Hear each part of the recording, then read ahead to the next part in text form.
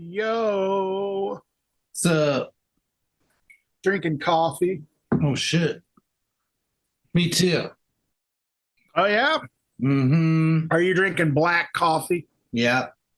Do you like to add anything to your coffee ever? No, I like it black as midnight on a moonless night. No. That's what Agent Cooper says on Twin Peaks. That's right. And then he also, when he was ordering the eggs and bacon, he's like, I want the bacon so crispy, Yeah. yeah, he likes crispy bacon and black coffee. Gosh, I need to rewatch Twin Peaks. You know what? What? If I become president, that's Yeah. going to be a law. Everyone needs to watch Twin Peaks at least once every year, all the Wow. way through. That's gonna, and Mhm. that is going to be the biggest offense to anything. Like, you will be prosecuted to the fullest extent if you don't complete that task if I'm president. Wow. Are you gonna give people time off work for that? No, no. Oh man. They're gonna have to figure out a way to toughen up, man. Wow. Ain't no Okay. time for coddling in my world. Hmm. Twin Yeah. Peaks. Yeah. You some of you are raising children. You can handle Twin Peaks. Unless you have twins already. Yeah, maybe.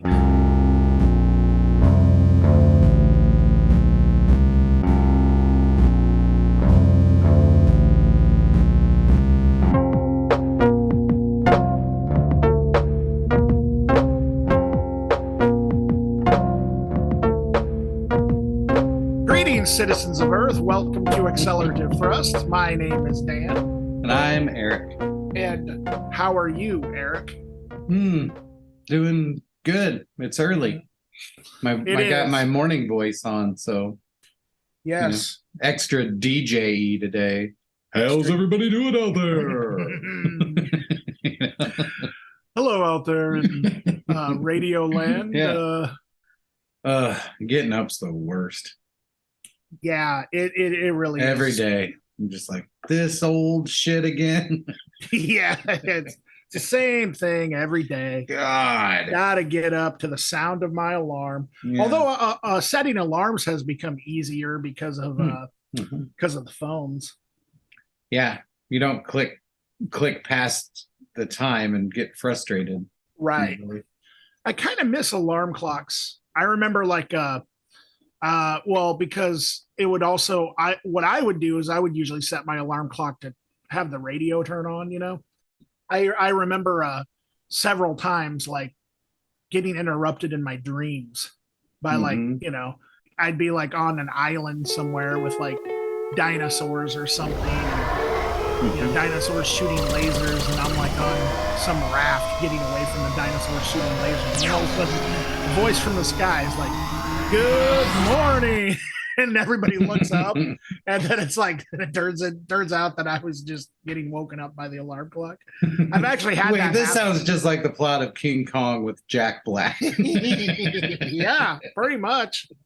Good morning, Good morning, Skull Island. Skull Island. It's a beautiful day out today, and Yeah. we got dinosaurs with lasers. We also have new standards men. Yeah. Oh, dude, you know what? That's a great segue because that sounds like something that would exist in a King Kong movie or something. Yeah, maybe. Yeah. Mhm. New standards men. It's like, oh no, it's the new standards men. Yeah. That, although it wouldn't be an oh no situation with us because new standards men are awesome. Yeah. We'd be like, They are hooray. Oh, they're all four here now. all four of them. Holy, Yeah. Well, holy jalobi. Let's. All right. I just made up a word. Holy jalobi. What's up, guys? Whoa. You guys have smell? Like, can you smell? Smell-o-vision? No. Smell-o-vision. Thank goodness. How's it going, guys? Hello. Good. How are you So- doing? All right. So I guess I'll just go ahead and get it started. My name's Dan. Of course, this is Eric. Yep. Hi, I'm Eric. And I'll just start it off with the question of we have the New Standards Men here, and of course I read a review of your band, and it said New Standards Men was awesome. Or oh, wait a minute, that was my notebook where I was writing down. Sorry, I'm trying to get jokes. It's not working this morning. I love it. Anyway, Jeremy has a type 5. Oh, nice. We can do that at the end. That sounds great. Ike's watching nothing but Carson reruns, so he's loving a type 5. Oh, wow. My man. Maybe you'll get called over to the couch later. Yeah. There you go. I'm more of a Borscht Belt guy myself. All right. So, New Standards Men. Can you guys talk about a little bit, or a lot about how you guys formed, how you met each other, and you guys are kind of all like sort of based in like different places. Am I wrong about that? Am I right? Like I know there's some Dubuque and Denver associations going on. Yeah, that's true. So the project started in Denver. I was living in Colorado until just almost exactly a year ago now. Jeremy and I started playing together with a different drummer and made a CD as New Standards Men. And we started doing shows, just Jeremy and I, and we started putting out like the field recordings series, where it's like we're just going to jam, record it, put it out, and use them as fundraisers, like mini fundraisers. We began to compile kind of riffs we wanted to play with, and we knew like, oh, we're going to travel to Flat Black and record these. So of course we're going to hit up Bob, because Bob's the Swiss Army knife of Midwest music. And I'd never met Ike before, but Jeremy and I think Bob both knew Ike tangentially through different noise rock scene stuff. And literally we landed in Iowa City. Jeremy and I drove, Ike drove, and we met at Trumpet Blossom, and I met Ike the night before we started recording. Nice. What wound up being not this latest record, but the one before, I Was a Starship, with the octopus cover. That's an awesome cover. Yeah, all your guys' artwork is astounding, man. I really like all of it. Thank you. I did the artwork on the latest one. The cover for the first one, for I Was a Starship, that artist uses the name Animal Sleep Stories. Animal Sleep Stories. Her name is Cool. Dana Tesler, I think. Fantastic artist. I think she does it all silk screen, like by hand. Like it's incredible stuff. So that record, I just did like the layout of that using her artwork with her permission, of course. And like she sent us prints of it and stuff. It was all super awesome. Yeah, the latest record, that was all me doing the artwork from scratch on that. But yeah, like, after we recorded that first record and we knew, okay, this rules, that was kind of when it became like, this is the lineup now. Mm-hmm. We still did and still do like shows where it's just Jeremy and I, or Jeremy and I and Bob. We've done that lately, or Bob and Matt. So it's kind of like a Sex Funeral meets New Standards Men thing. We've done that a few times, but basically, like, if we can get Ike, we want Ike. And just to kind of piggyback on what Drew's saying is that when we recorded our first like sort of CD, whatever you want to call it, Bob played on that. We knew that we wanted Bob part of the mix. We needed Bob's special touch, that special sensual bucko touch on everything we did. But with regards to Ike, I think that when we went in and really had no expectation of doing what would become I Was a Starship, I think it was like so natural in the moment. And specifically like the song Moontan, what you hear there is exactly like that song wasn't pre-written. All that song was Ike just, I think, was trying to tune up his drums and started playing this beat. And something clicked and we just said, keep playing it, dude. And I think, maybe 30 minutes later we had a finished song. Yeah, it was like a combination of he's tuning his drums up, but also is like, okay, I think if I remember correctly, like exhausted the riffs we brought. So then it was just like, okay, well, we've got one more morning here. Like, let's do the thing. And so yeah, that was like completely, we've never thought about this before. Where like, as we've said, like we go into these recording sessions with like riffs, with a couple riffs at least.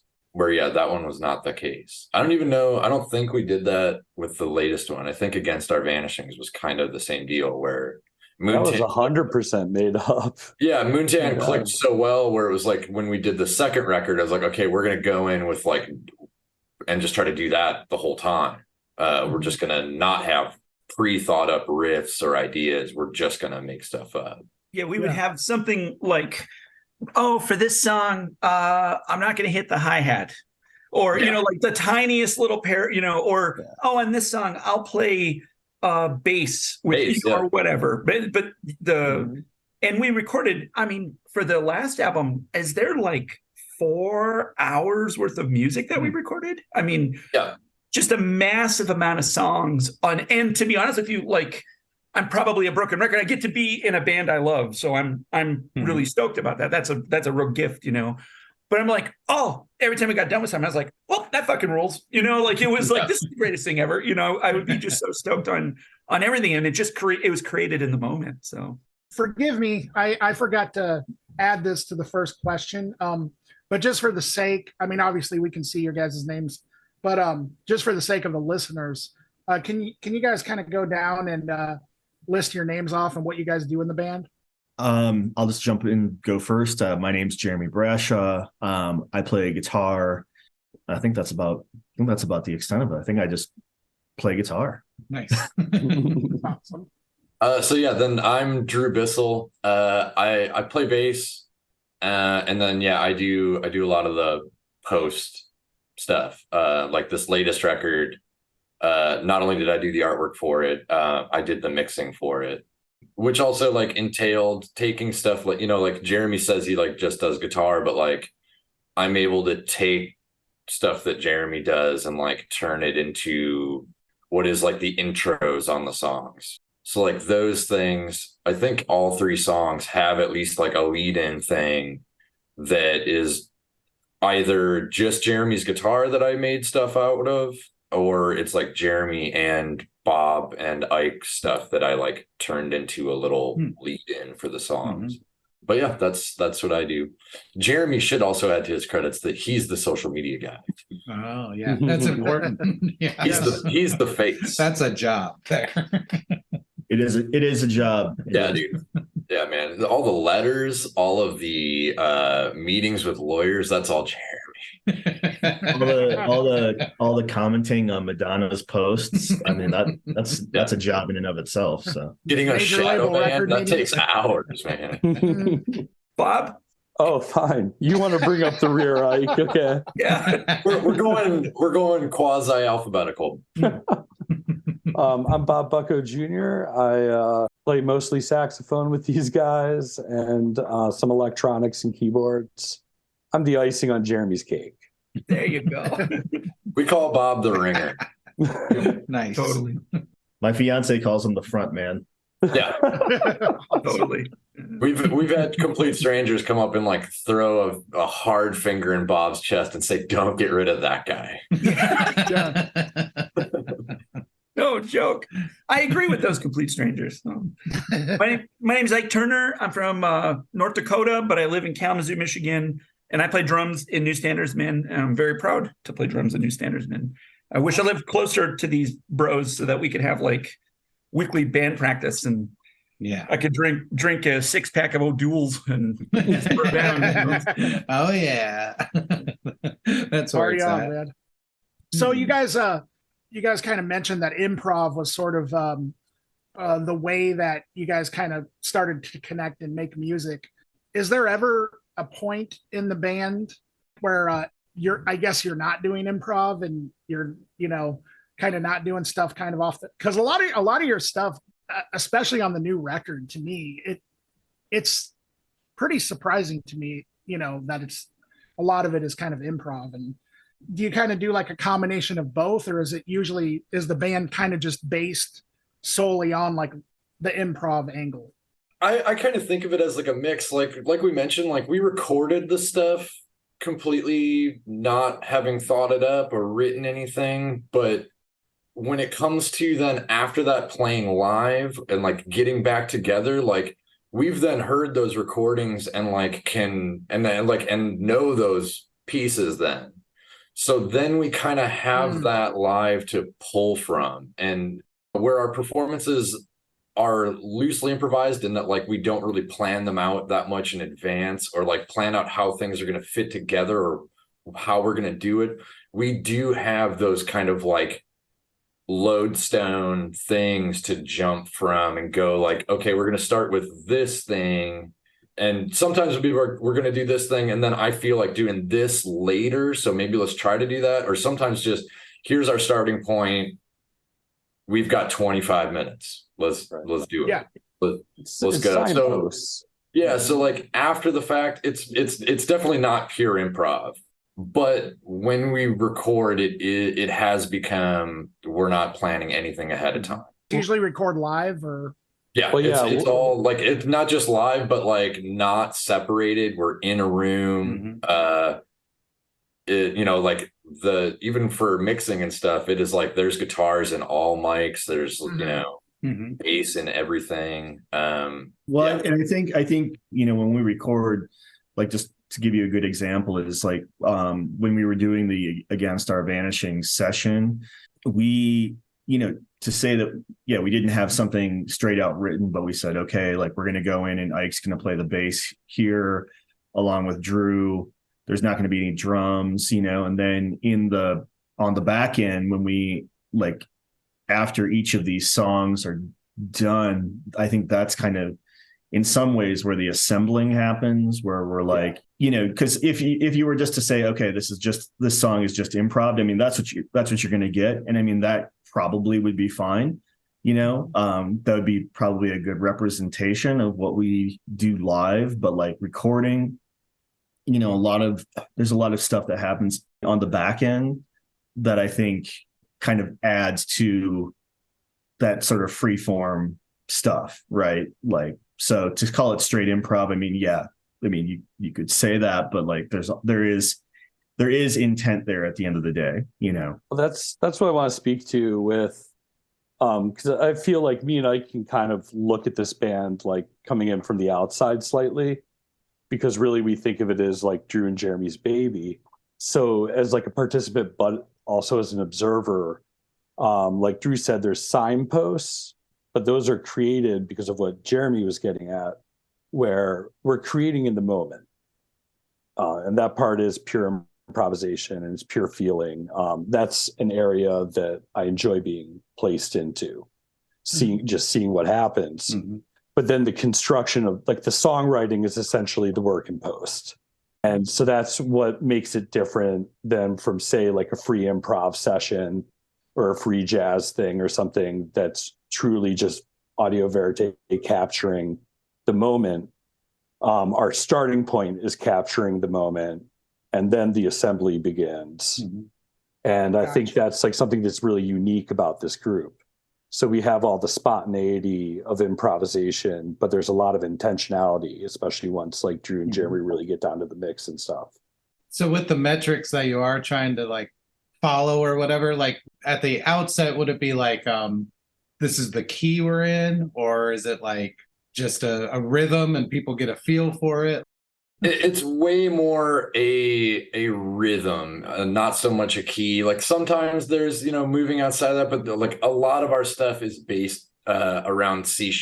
That's just kind of where Jeremy and I have settled on stuff. Like that's where the base layer of stuff, it always feels cool and fun and unique for what we're doing is like that C#. And like we have this running joke, especially because like I am very like drone doom crowd minded for stuff. Like I'll just play a riff, and if you don't stop me or tell me to stop change, I'll just keep playing that. So we have this running joke where like there's another note, but you got to pay extra for it. Like I'll give you one fucking note. Yeah, no, I get that completely. I love playing in sort of that repetitious motoric krautrock sort of way where it's like if you do this long enough, it becomes something else, even if it technically hasn't changed. I think that's a super cool you approach. you see or you become aware of how it changed only kind of in retrospect. Like you do it for so long, you think, oh, I'm doing the same exact thing, but you listen back to it, it's like it changed gradually, right, as we all kind of moved and took, somebody slowed down and somebody picked it back up, and like that made this thing change a little bit. It has become way more of like kind of like that live can thing where it just kind of grinds along, right, changes, and like becomes its own thing organically without us going like, we're gonna get faster and do this. right. Yeah, for sure. Well, and that kind of repetition leads to, like, I think of last year I saw John Mueller play, and the idea of exploiting that repetition to where the sound of the room, the reverb of the repetitions creates its own rhythms and its own feels, and then we're responding to ourselves, responding to the room. Right. He played here 2 months ago, and like I felt really fortunate to like both be there and like get to catch up with him after not having seen him live in a long time. And yeah, it became the heaviest thing I've seen, bare minimum, all year. It was like, this has become so repetitious, and he's kept this grinding tempo so steady that it's just like, this is like beating this thing into us. And he's chanting things and like purposefully not mic'd. It's like, no, that's for him. And he like, this isn't part of the thing he's amplifying. Is like what's coming out of his mouth. Like, it was just, it's amazing. I love that dude anyway, but live, it was like, okay, this is the whole thing. Listening through your guys' discography, that's one thing I really appreciated. Like, there's a plethora of noise acts out there. But one thing I think that they miss is sort of like the vibration of the whole thing and like letting it happen, not being in charge of the noise, not controlling the noise, being part of it, letting those things flourish, finding, a meaning deep within the sound. And I think you guys really, it seems like you really pay attention to that. We're like, we are participants in this, not only as a group of people, but the sound we've created or are creating, we're responding to in real time. And, it just has a real feeling to it. Like, it's okay to be cerebral and visceral and things like that, but it's also really cool to just like be part of that. I feel like it's room atmosphere. to breathe. Yeah, exactly. I feel like there's a room to breathe in what we're doing, for maybe as dense as it is in terms of volume and sub frequency and stuff. We're letting the air do the work and then kind of taking it back in from there, which I guess goes back to what we were talking about previously as well, responding to the room. But yeah, I think like things have to breathe, and in improvisation, there's an arc anyway. Like, that's my main critique of certain like swaths of noise, is that there isn't an arc sometimes, that there, it's like you're losing the point if it's just a thing. Yeah, there has to be a point to the thing, but it doesn't need to be, like you said, beat over the head with it. It can kind of grow of its own accord. I think that just two quick points. One is, we're all four Midwestern white dudes of a certain age, as you can see by my hairline, and mine's hidden. And that is what it is. You could kind of make an assumption on that, but I think you'd probably have to go pretty far to find four Midwestern white dudes who cast a wider net in terms of what we take in terms of art. Like, we listen to lots of different types of music, and I think that really, I'm not really a vibes guy too much, but when I got together with these dudes, I felt like, oh, they get it on that level too. And I was stoked. And about a decade ago, I saw Tetsura Nakatani play a show in the back of this like fucked up bar here in Kalamazoo. And he changed the cellular nature of the room in a way that I have never seen before. And I wasn't on acid or edibles or nothing, like, it was just, I was raw dogging it, and it was unbelievable. It was unbelievable. And I got that feeling playing with these guys one time too. I got that feeling really distinctly. And it was something that I think my entire life, I hope I live a very long life, but I think my entire life I'm going to be chasing that feeling. And I am just so happy that I got to feel it just once. You know what I mean? And I felt it in other ways before with other bands, but I make more straight music in other bands I'm in. This one is just like, it's just so special to even just sort of dip my finger into the cloud of something really hard to describe, something kind of sublime. So please let me jump in with this Tatsia anecdote. I played with him in Erie, Pennsylvania about a year ago. And the person who ran the venue comes up, like a Led Zeppelin bro guy, right? I don't usually like experimental music, but that was pretty good. And Tatsia had done a solo percussion set, looks at him, I am not experimenting. Yeah.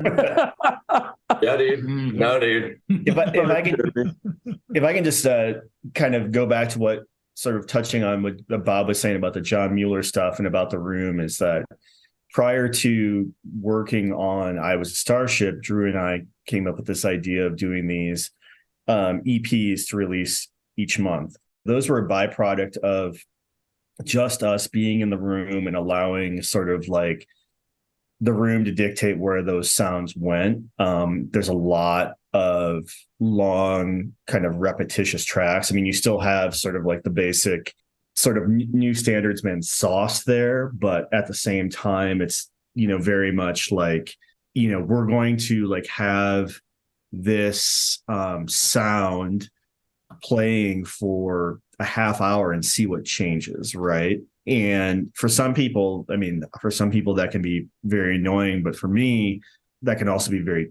very like profound in a way.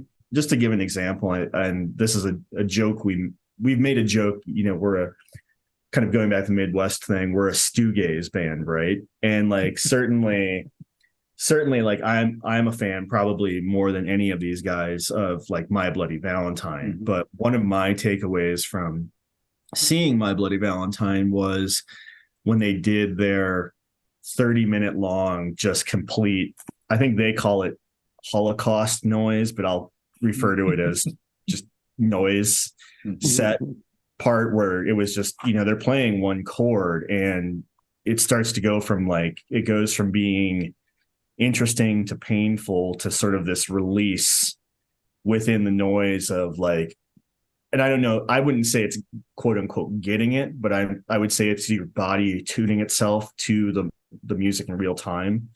And I find that to be a very profound experience if done right.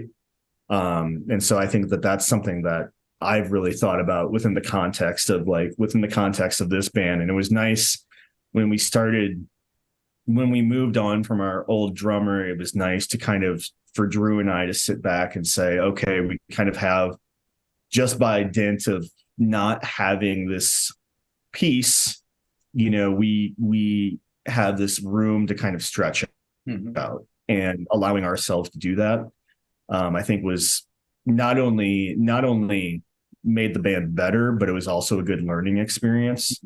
And the one thing I would just add to that is when we brought Ike in, Ike seemed to kind of inherently get that if you're making that type of music, if you're making sounds in that manner, there's a certain way of playing drums that doesn't interrupt those frequencies, that lets those frequencies breathe, that lets those sounds breathe.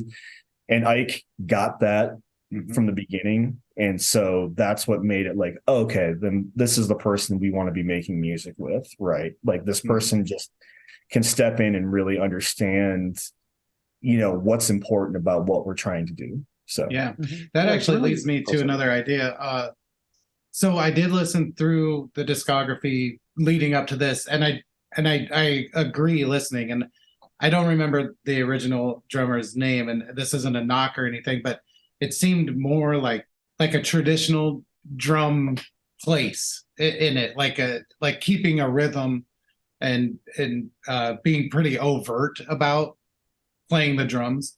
Oh, and yeah. Then, I mean, and then later it was different. So yeah, those first recordings and songs with that original drummer, I mean, it was even just on the back end, like it was the way more traditional write songs process. There was no jamming the stuff out, seeing what riff goes. like where this riff can change. Like none of the stuff we've been talking about is what we were doing with this at all. It was Jeremy had actually already been playing with this other dude, and I had moved to Colorado and wasn't playing, and I had been improvising for years with Bob and other stuff, and I hadn't been in a band that wrote stuff in a long time.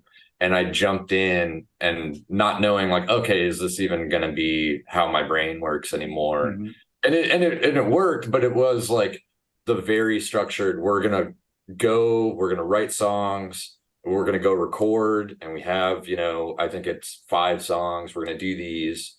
I think the last song on that original CD is like, that we stretched that to like 13 minutes, but it was really more, we have room for this one riff to maybe go a long time and like maybe slow down and speed back up. So like with that, it was the whole other world of thinking. It was none of the stretching out live or in the studio or any of that. Yeah, like coming in from the outside again, that perspective. I played on both those albums, People Wonder and I Was a Starship.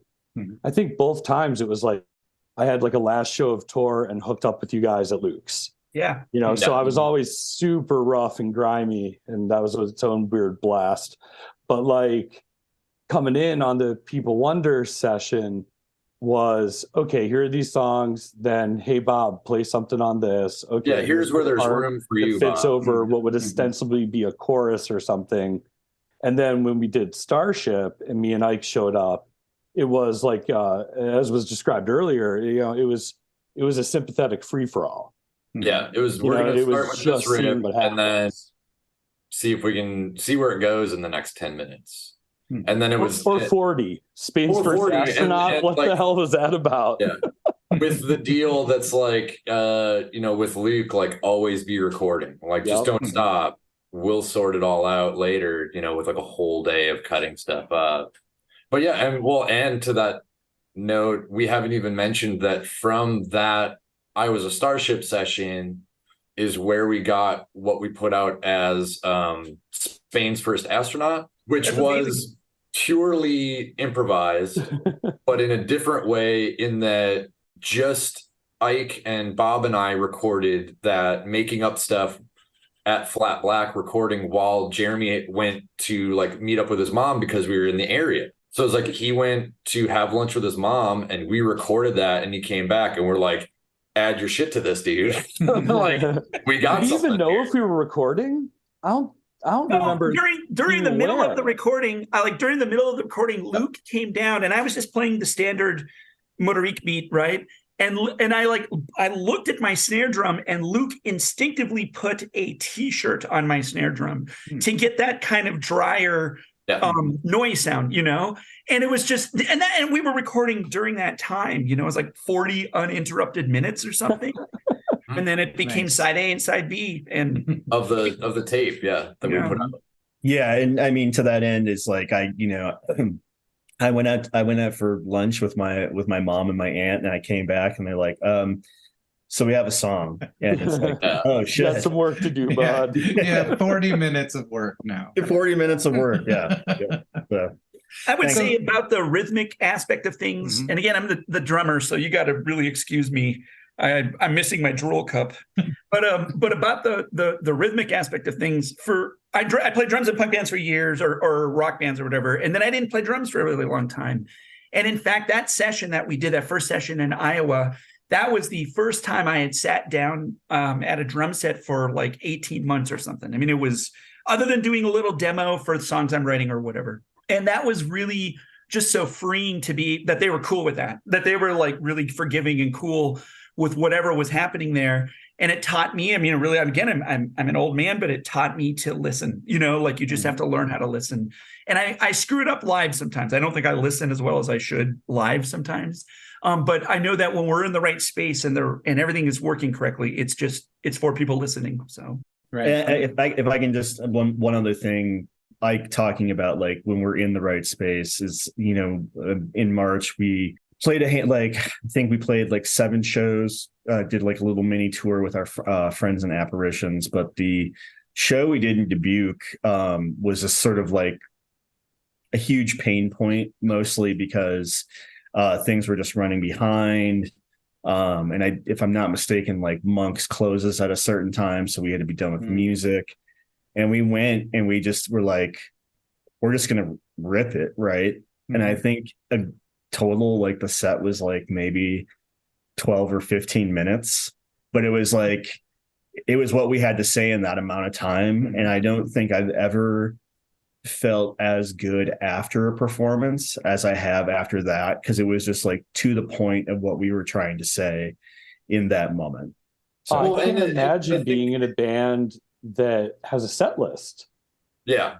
Because it would feel disingenuous from night to night to not express yourself fully, like Jeremy stated, that it's the four of us, how we're communicating, and how that room and the people in it are all like, a good night isn't just about you, it's about the entire thing coming together. Right. It's like you're communing with everything. Bob, you and I especially, but also, I mean, like, also Jeremy and Ike, I think all of us try to remain as present as we can while we're still like diving into this thing, like the whole, like, you can liken it to like the David Lynch meditation thing, like catching the big fish, like falling into the deep and like pulling stuff out so you're not tuned out. But like, I think part of that remaining present translates into us trying to be really aware of like whether we're overstaying our welcome doing this stuff. So it's like we're doing a set at Monk's. I don't know if it was so much that they're closing, but it was also like kind of like foot in mouth. We agreed to play last. We could like see people are like already, it's already kind of late. Yeah. And we're like, we're not getting younger. My kid's birthday party's tomorrow. Like, what are we doing? So it was like, we played and like, I don't think we rushed anything, but I think we were really aware of like, that was it, right? Like, we just did the thing. Anything else is going to be extra to us. So that's going to way translate to like the folks watching us. So like, amps off, we're good. Nice. Yeah, that actually, that's interesting, because my next question was actually going to be how you guys approached being a live band, like playing, in performance, with the way that you guys kind of structure your songs. And Bob kind of already touched on that. Right. So I guess, like, do you guys have any sort of like plan when you play live, or do you just kind of get up there and, I guess, like, chasing after that feeling or whatever? I guess, I don't know, I can't really. I mean, we're always chasing the dragon live. Yeah. Oh, Jeremy got it. I think it's a mix of what you mentioned. I think there's chasing that, but also I think chasing that starts 30 minutes before our sets. I think there's always this period where like there's a band playing before us, we're watching them, we're feeling stuff out, and we start kind of nudging each other and whispering and saying like, start with Moontan. And like, because we have those starting points, or at least, like if we say Moontan, we know how that song on record starts. So it's like, should we start with that? I'm kind of feeling like starting with that. And we just come to that agreement, how to start the set. And that's usually within 30 or so minutes of when we're going to play. So it's like, we haven't had to start loading our stuff on stage yet, but we're already thinking like, I'm setting up my mind for this. How are you feeling about that? And we all kind of come to an agreement in that regard. So do you, like, if you start with Moontan, does it ever kind of like shift into something that's kind of coming out of the blue that you guys like? Do you guys ever like improv like on stage when you guys play? Yeah. Oh yeah. Or do you guys like go into like other songs like that? It's usually saying something like, oh, we're going to start with Moontan is like a starting point. And then really all four of us listening to see how that goes and see where it goes and listening to each other. Because if Jeremy starts doing something way different than was what on record, we're going to go with that. We're not going to go like, oh, that's not how the song goes. Like, that's never in any of our minds. There are plenty of times, though, where if we are in the middle of letting stuff drone out, we're like kind of tinkering around with stuff. If one of us start clicking into something we all recognize from a different thing, then that's our nonverbal, like, oh, that's going. Let's go in that direction. because we all recognize that, like that does feel good. Let's do that. That's clicking. So if we all start clicking into that, that's like a confirmation, like, yep, let's keep going that way. You guys have also all kind of been involved in like other projects throughout the years as well. I know, Drew, of course, I met you when you were in a Seath a few years back. And Bob, I know that you've been a solo artist for a while, and I've listened to pretty much all of your Sam Locke Ward collaborations, which are all fantastic. And can you guys all talk about like some of your other projects and how they may or may not relate to New Standards Men? Well, I wrote down all the stuff that Bob's been involved in, so I just I'll start at the beginning for that. There's only one project that Bob really truly cares about. And it's a band called Mail Bomb. So Yeah. For the non-visual listeners, I was flipping through a large notebook of my work notes. I'll go first just to get it out of the way. I'm in a million bands. Going concern bands. I play in the Kalamazoo Drone Orchestra or Drone Society, sorry. And I play in a band called Wowza in Kalamazoo, which is kind of my band that I don't know. I guess I steer the ship. And then I have a project with my friend Frankie, who I'm also in bands with those other two bands with. We have a band called Hand Turner, and we just got masters back today for our new record, and I'm super stoked. And I play in a rock band called Out. And then there's just a million other projects, but each one occupies a space, and I'm happy with all of them and all of that. But I treat New Standards Men, for me, this is just my take, not speaking for my bros here, but like once a year when I was a kid, once a year my grandma would make me this really great chocolate sauce that I would have on ice cream, and she would just let me have a little bit of it. But she knew I was the most stoked human on earth every time I got to have a little bit of this really special chocolate sauce. And looking back, it was probably, I don't know, quick or something. I have no idea. But that's how I feel about playing with New Standards Men. I don't get to do it much, but every time I do, it's never enough. And I couldn't love it more. It's one of those kind of things. So they're your special chocolate sauce. They are. That's right. In fact, Jeremy makes me call him that. So yeah, that's I require that from all the members of the band. That's supposed to stay in our encrypted chat, Ike.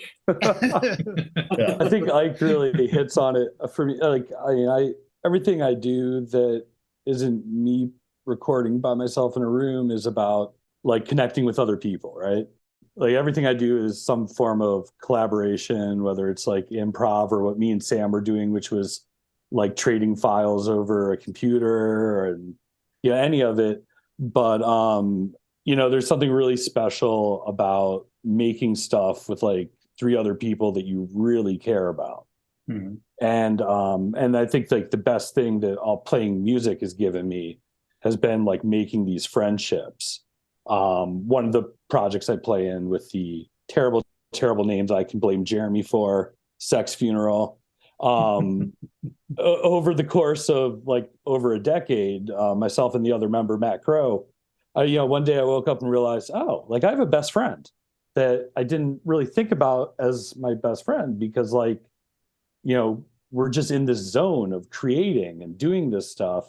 And New Standards Men is very much that too. It's, like right now we're talking about how we're doing what we're doing, and that's really hard to verbalize, right? And I'm sure we all sound goofy trying to do it, but the beautiful thing is that you don't have to talk about it when you're actually doing it. Mm-hmm. Like if it's people you truly connect with and you're listening and having a conversation, that's what happens. And so yada yada, whoever I'm playing with at any given time, I hope that's what's coming out. Yeah, I think both Bob and Ike highlight like what makes the band like, for me is very important is like that feeling of we're very much on the same page, the same sort of like transmission a lot of times. And it doesn't, the communication aspect of that is like really important. I mean, especially having been in bands like where like the communication is just so stunted and you start to be like, well, this band is like doing things. We're getting good shows, but we also like hate being in the same room together. And like that, to me, it makes like, it's more fulfilling to be in a band that like you're actually on the same page with mentally, and like you come together in that way. And whatever success comes from that just feels like, sort of like the icing on the cake. It's like, well, this band is my yacht and I get to play with three of my favorite captains, you know what I mean? And like, so like that's the point where I come to it, like I said, I mean, I've definitely played in bands where like that wasn't the case. And like, that can only last for so long. Your tolerance level just sort of like peters out after a little bit. So I think we just get older too, and you realize there's only so much time to do this. You want to do it with the people you love, and there's no end game beyond that. And then ironically, you notice that's when people start paying attention. When you're 25 and have ambition or whatever, you're kind of outing yourself as a jerk usually. So like, it's nice, I known less than a decade, but I basically grew up on music with Jeremy, and Drew and I have been collaborating and friends for well over a decade. And, this just feels like where this needed to arrive at was this kind of friendship on tape or whatever, which sounds terribly hokey, but yeah. It's don't worry, Bob, I'll massage you later. It's a good kind of See, we're all sensitive here. Did you guys decide from the beginning that you were going to be an instrumental band, or has there ever been a consideration for vocals? Or only lately have we talked about maybe collaborating with somebody on vocals, and that's just been kind of like in the idea stages. As far as like what we have always done, like there's never really been talks or thoughts about doing vocals. Kind of, I think that what at the end of the day is that it's not to say that vocals couldn't be there or wouldn't be there, but like there would never be any like pre-plan to like say like, oh, this is going to have vocals. It would it would have to come like naturally from like us doing something and be like, okay, well, like this, like maybe like this guitar part isn't working here, or this like sample isn't working here. What if vocals? It would never be, I mean, speaking only for myself, I can't envision a point where it'd be like, okay, guys, I got these lyrics. Right. And oh yeah. These lyrics are my take on the Gaza Israel thing, and they all rhyme with cow. Like that would just not work, right? So yeah, you'd almost need that like Damo Suzuki kind of approach where it's another instrument that is also moving and flowing and reacting, like, and not overt, like you were kind of saying, like, this is a song about this. Yeah, it would have to come as a product of collaborating. It would have to be, not somebody or one of us coming to a session with something like that, with lyrics. It wouldn't feel organic. You kind of hit it right there, Drew. Like what you guys do feels so organic. You were just talking about it. It just feels really honest. Like, well, like those two kind of principles are like, I mean, for me personally, like those are the core of everything that matters. Like if you're not doing it where it's organic, and you're not doing it where you're coming to it in good faith and trying to be honest about what you're doing, then that poisons what you're doing. If you're approaching anything with the idea like, oh, this is like a means to an end, or like to a less degree than like poisoning the idea, like, if you're going to do it like, I want to do rock songs, like that is its own unique thing, and that is its own separate thing, and I enjoy a lot of that stuff that other people do, but for me, I don't go into anything going like, the end game of this is this. It's always there's an idea, there's a thing, and I want to explore that, and I'm going to let it go where it needs to go. And I'm personally very lucky to have collaborators like these three that like are tuned into that, and we get to do that together. But yeah, if any of us came to it, and like if I came to it like, oh, we need this song to be like a tight 6 rock song, like that just doesn't interest me, because it's not coming into it and letting things happen. It's making things happen. Right. Yeah.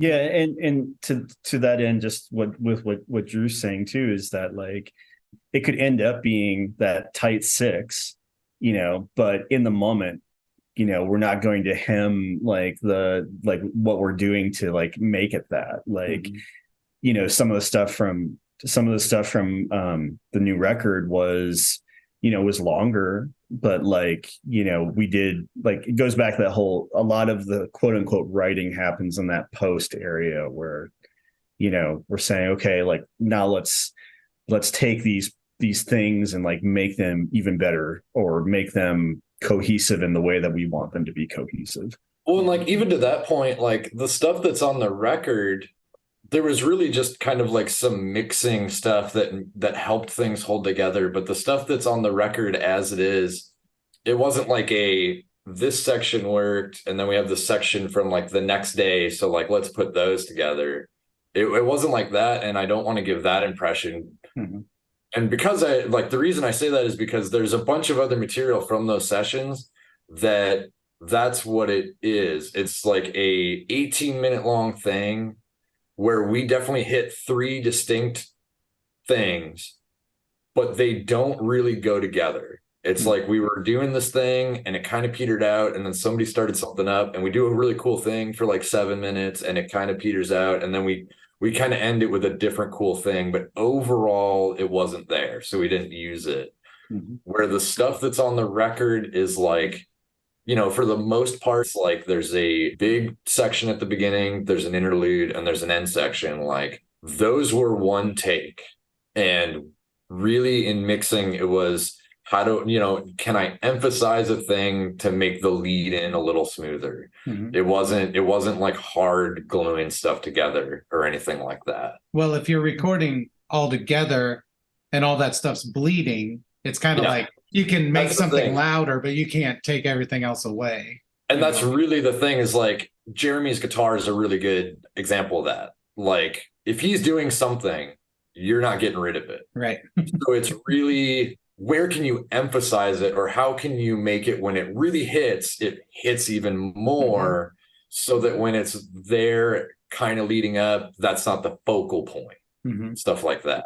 Yeah, and that's cool that you have natural ambience to like work with too. Oh, and that's along with the kind of like always be recording ideal for recording, it is also like mics everywhere. When the engineer that we worked with for this was a guy named Jesse Parmet, and it was at Dirt Bar Studios in Denver. And that was the thing. It was like we want the in the room sound. We knew going in that we weren't going to have him mix it. It was just, we need what's in the room recorded, and then I will take the tracks. But it was a couple mics on the guitar, bass mic'd and direct. Bob's stuff is all direct, except he does have sax into his own microphone, so like that comes through on other stuff, but is also recorded direct. And then it was like, mics on all the drums, but overhead mics, and in the corners room mics. So the mix is very much the whole room and us in it emphasized. Nice. Yeah, as an aside, that made me remember how all the effects I have going, I couldn't hear in real time. Right. They were direct, and I didn't have headphones. Wow. So I'm guessing on everything. Yeah. There was like a weird so for you, that's right, like in our conversations, like a weird mix of like you can hear the dry track but not the effects, but also like in our headphones, it's like I can hear your sax in the room, but in my headphones I can hear like your Elisa's pads fucking on 11. Like it was just like bells, like no, the kick, his kick drum sound on the Elisa's actually like almost blew out my left ear. But it was neat to see the engineer kind of, his attitude kind of shift from when we got in there on a Friday night. I definitely picked up some why the hell are these guys here vibes. Oh yeah. And by Saturday afternoon, it was like, oh, I see what they're up to. I'm gonna have fun with these guys doing this. it was for sure that, like, I mean, if you probably even took this conversation we're having out of context and like had no prior knowledge of us and just heard us talking about what we do, like like Jesse did, you'd probably go like, this is going to be some fucking Grateful Dead 76 noodling around jam band shit. Like, these guys are just dropping in. This is going to be great. Like, can't wait to do this for 3 fucking days. Here comes Bertha. Yeah, exactly. the funny But then, like, yeah, it was like immediately like, oh, we did like a line check where we jammed for a little while. You could see he's just like, oh, okay, cool, never mind. Yeah, like, let's do this for 3 days. Well, I think we intentionally inspire a lack of confidence, like walking in, talking about how he hasn't touched drums in 9 months, and then there being like a broken house kit there that's the one he's going to use. Dude, and like, that house make kit, him expect the least, and then you'll dazzle him with whatever you got. That was legitimately maybe the worst drum set I've ever played in my life. And the best drum set on. You did a Mike Dahlquist. You got a great sound out of a crappy kit. On site, and like even when you were tinkering around with it, you're like, dude, some of this stuff is kind of fucked up. Yeah. And it was just like, and as soon as we like heard the recording, it's just like, never mind. Yeah. Never mind.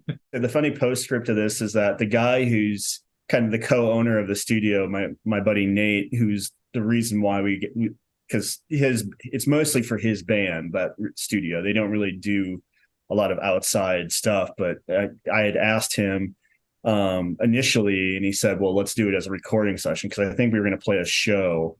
We just wanted a jam space. Right. It was we had a Sunday outdoor show, and it was like, well, let's make a long weekend out of just knocking the cobwebs off. Yeah. Nate plays in a band. I think they were on Bloodshot Records or something called Yoppers. I've known him for a while here in Denver, and so I reached out to him like, "Hey, bud, can you do us a solid?" And he basically at the time said, "Well, we don't really have it set up as like a jam thing, there, or as a rehearsal studio. But if you wanted to record, we could do that. Let me just make sure that my bandmate Jesse is there." And that's sort of how it worked out.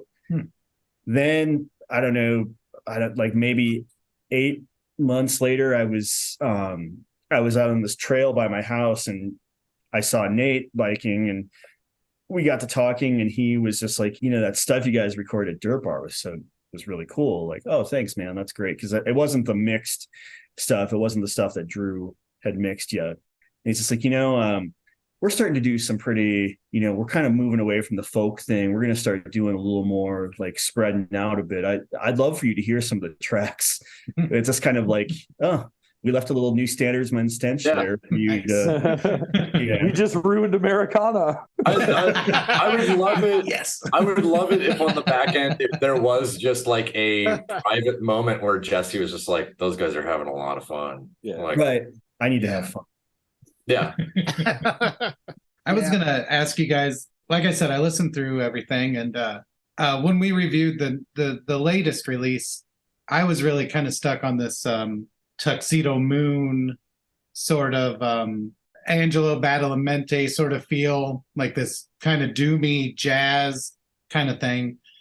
And then listening back through it, I through the discography, I was like, I don't think I was wrong, but I really feel like there are different eras of sorts where you could drop in, hear something, and be like, oh, this is what they do, and be pretty much wrong, as a whole. So do you guys see that, like, that there might be sections or eras of what this group has done, or do you just see it as a growth and an evolution and changing consistently? Or I mean, I think really the only way that I see that is what we've already mentioned. Is kind of like there's that before period where it was the different 3-piece and it was more structured stuff. Mm-hmm. And everything since then where it's been Jeremy and I, and then also Jeremy and I and Bob and Ike, mm-hmm. is pretty much always going to not be one thing. Like, I don't see it as so much as like eras or changes in there. Like, even if you listen through all the field recordings thing, which is what I'm assuming you mean, that's really just, well, that was how Jeremy and I were that day. Right. And Gotcha. and like Ike mentioned, like the four of us all kind of cast a really broad net of like what we listen to personally. And we all obviously have like our own personal stuff always going on. So it's like, okay, so the day we recorded Field Notes, 8, well, we were like subdued that day. Maybe I was listening to a bunch of like Born and Their Club of Gore and had kind of a dark jazz lounge thing in my head already. Maybe I had been watching Twin Peaks: The Return and did have that kind of stuff in my head. Like it is all just always kind of there. Like, I think you've always brought like that cinematic aspect that Eric mentions to things, Drew. Yeah, absolutely. And well, and like I've had that kind of stuff in my mind a lot lately because I do solo stuff under the name Floating Cave, and also now I'm kind of a collaborator again with Asith in that like when I'm available, I can perform with them live and do noise under their doomy stuff. And it's way more of stretching out in just the soundscape, cinematic sounding stuff, and where can I go with that without forcing anything, and with it just letting the Asif thing is different because it's their stuff and I have and I want to not overstep things, and it's their thing, so that is totally different, but it is still me getting to like stretch out a little bit. Where with my solo stuff and with what we do in New Standards Men, there's probably always going to be that element of like us in our mind's eye having something that we're building and we're emphasizing and kind of complimenting, that obviously is like not visual, but there's always that element to it where we're creating something that you can drop into and it creating this immersive thing. Totally. And I mean, even though a lot of what we've created has been within the kind of the context of guitar, bass, and drums, I think that I don't ever see that as like a, sort of like the syllabus that we have to follow every time we're together. Like, if we were to get together tomorrow and where I was in my headspace, like, okay, like I'm going to bring in and play my, my bass 6. Or you're going to bring your microchord, or you're going to bring right. And like those things are never like out of bounds, right? I mean, essentially, I think Drew really highlights this, is like we're coming at this from where we are in that space and time. You know what I mean? And I think to do otherwise at this point in my life would feel actually just feel wrong. And I'd feel pretty silly too. I mean, like, like to approach in a different way, right? Not to say that you can't, write songs in a way that are like actual writing songs that provoke your present state, but it's more just like this band, I think, really provides that sort of ability to say what you're feeling at that time, and have that translated. That's my circumspect 10,000 foot view. Nice. Yeah. And I also need an excuse to use my hands like this. So. It feels good. Yeah. Really satisfying. Let's all take a moment for the listeners at home to silently. We're sort of doing that meme of the ancient aliens dude, when he's like for our Fairfield New Standards Men fans. Well, guys, I think it's about time that I'm going to have to wrap it up. But thanks for coming on. Thanks. Awesome conversation. It was so cool to have everyone here too. It's like usually we have one person describing an entire band, and it's like, well, we're just getting their perspective. But this has been really cool talking to you guys. So I'm really glad this worked out, and I'm really appreciative that you had us personally. We chat, us four chat all day every day, but we rarely get to just sit and talk big brain, our band stuff. Mhm. And I love it. Like we kind of only talk about this stuff in studio. Yeah. This is like the yeah. unsaid stuff. Yeah. Yeah, like this is like all the stuff that's underneath how we operate, and we just operate, you know. Yeah, So like right. it's awesome that you had us, that you hosted us, for us to get to talk to you about this. Yeah. Thanks again so much for being with us this morning, early on a Saturday. I know. So Super appreciate it. awesome. All right. Our pleasure having you guys on. Thank you so Thanks, much. Have a good everybody. one. Yeah. You too. Thank you again. Bye-bye. Goodbye. All right. I'm staying in here. You are. Oh, you get to hear all the secrets. I'll see you guys. Bye. Thank you. See you later. Have a good one. Thanks, Drew. Well, let's see. Yeah. So, wow. New Standards Men. Awesome interview. Yeah. Great stuff. Great stuff. Yeah. Yeah. Thanks for listening. I don't know what else to say. Listen to New Standards Men.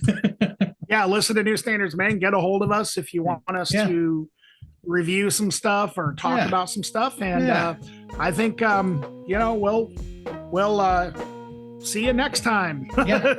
Bye. Bye.